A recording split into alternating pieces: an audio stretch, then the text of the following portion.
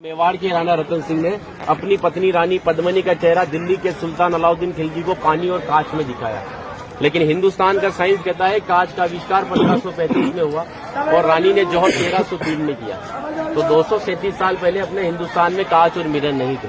और अलाउद्दीन खिलजी के साथ में पर्सनल राइटर आया था जिसका नाम था अमीर खुसरो, जिसने उस समय किताब लिखी थी तारीख अलाई।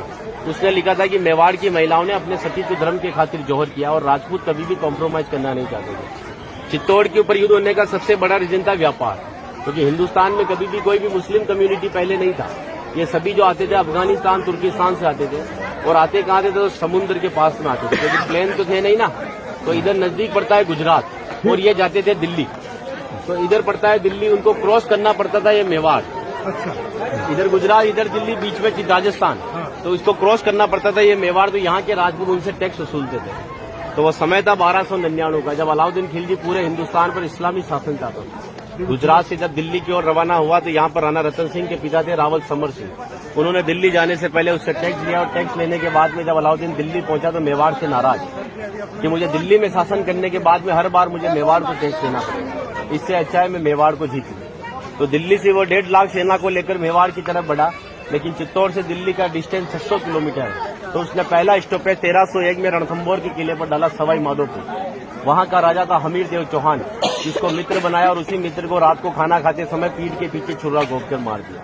उनकी पत्नी थी रंग देवी। हिंदू धर्म के अंदर रात में चिताएं नहीं जलती है, तो वहां की महिलाओं ने पानी में कूदकर जल जौहर कर लिया, बच्चियों ने, सभी ने। लेकिन सुबह यह हुआ कि डेड बॉडियां तैर कर ऊपर आई, तो आक्रांताओं ने डेड बॉडियों को निकालकर महिलाओं की बॉडी और बच्चों के साथ में रेप करके उनके बॉडी पार्ट्स को काटकर नग्न अवस्था में रणथंभौर के किले के बाहर लटका दिया, ताकि यह संदेश चित्तौड़ पहुंच जाए और चित्तौड़ की रानी पद्मिनी किले को छोड़कर दूर चली जाए।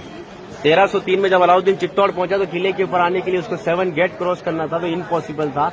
तो उसने 1.5 लाख सेना को किले के चारों तरफ फैलाया।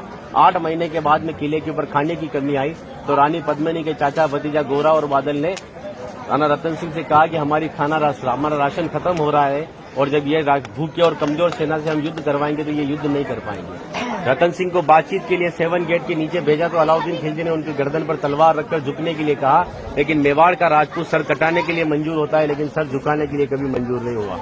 राणा रतन सिंह को धोखे से बंदी बनाया और रानी पद्मिनी को संदेश भेजा कि आप हमारे एजेंडा स्वीकार करो, हम दिल्ली चलेंगे।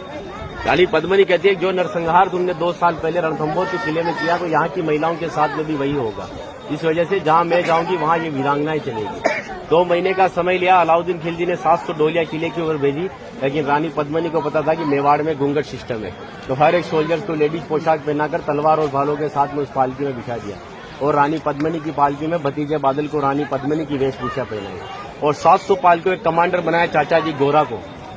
गोरा जब पालके लेकर 7 गेट के नीचे गया तो अलाउद्दीन खिलजी से कहा कि रानी पद्मिनी दिल्ली जाने के लिए तैयार है, लेकिन जाने से पहले अंतिम बार अपने पति से देखना चाहती है। इस जगह रतन सिंह को बंदी बनाकर रखा गया। जब वो पालकी वहां गई और रतन सिंह जी ने जब घूंघट हटाया, तो घूंघट के पीछे का जो चेहरा था वो भतीजे बादल का था, और बादल कहता है कि महाराज हम 20,000 है और ये 1.5 लाख है, एक राजा अगर नहीं रहेगा हमारे साथ में तो हमारी सेना का मनोबल कमजोर रहेगा।